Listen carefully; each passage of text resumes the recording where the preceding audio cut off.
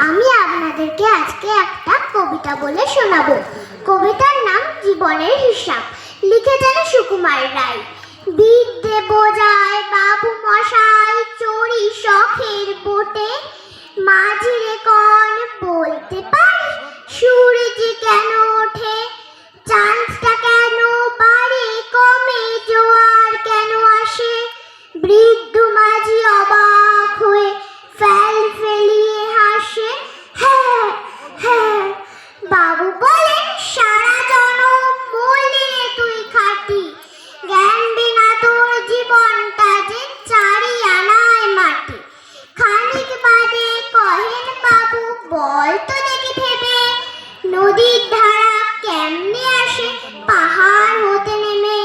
বন্ধ কেন লবণ পোড়া সাগর ভরা পানি, মানুষে কয় আরে মশাই অত কি আর জানি। বাবু বলেন এ বয়সেও জানিস নিও তা কি, জীবনটা তোর নেহাত খেলো অষ্ট আনায় ফাঁকি। আবার ভেবে কহেন বাবু বল তোরে বুড়ো, কেন এমন নীল দেখা যায় আকাশের ওই চূড়ো। বল তো দেখি সূর্য চাঁদে গ্রহণ লাগে কেন, বৃদ্ধ বলেন আমায় কেন লজ্জা দিছেন হেন।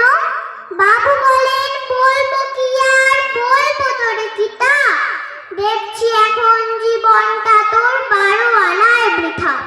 খানিক বাদে ঝড় উঠেছে ঢেউ উঠেছে ফুলে, বাবু দেখেন নৌকা খানি ডুবলো বুঝি তুলে। মাঝিরে কনে কি আপদ ওরে ও ভাই মাঝি, ডুবলো নাকি নৌকা এবার মরবো নাকি আজি। মাঝি শুধয় সাঁতার জানো, মাথা নাড়েন বাবু।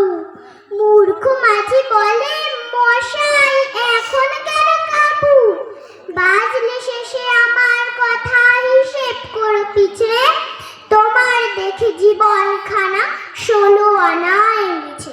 নমস্কার।